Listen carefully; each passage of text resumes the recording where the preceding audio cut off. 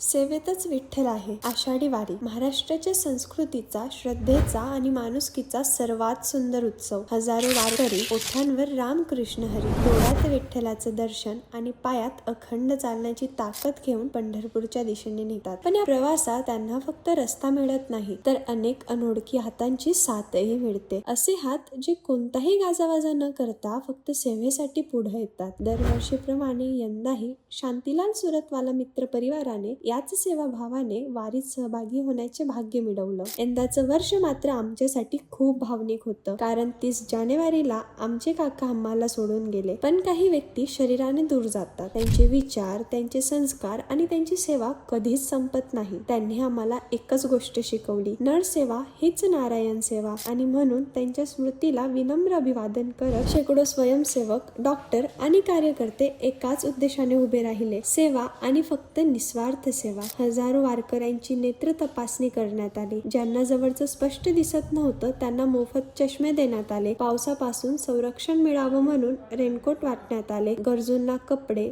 चप्पल आणि प्रेमाने वाढण्यात आले. गरमागरम वडापाव, गोड जलेबी आणि गरम चहा. आज 5,000हून अधिक वारकऱ्यांनी या सेवेचा लाभ घेतला. पण खरं सांगायचं तर लाभ त्यांचा झाला की आमचा हेच समजलं नाही. कारण एखाद्याच्या डोळ्यात पुन्हा प्रकाश दिसला, एखाद्याच्या चेहऱ्यावर समाधानाचं हास्य उमटलं, एखाद्याच्या ओठांवरून मनापासून आशीर्वाद निघाला. आणि त्या क्षणी एक गोष्ट पुन्हा पटली, देव फक्त मंदिरात नसतो, तो भुकलेल्याला अन्न वाढणाऱ्या हातात असतो, थकलेल्या प्रवाशाला आधार देणाऱ्या हातात असतो, धुसूर झालेल्या नजरेला पुन्हा प्रकाश देणाऱ्या डॉक्टरांच्या हातात असतो आणि निस्वार्थपणे सेवा करणाऱ्या प्रत्येक स्वयंसेवकाच्या हृदयात असतो. Service to man is service to God. नरसेवा हीच नारायण सेवा. हीच स्वर्गीय शांतीलाल भाई सुरतवाला यांना खरी आदरांजली.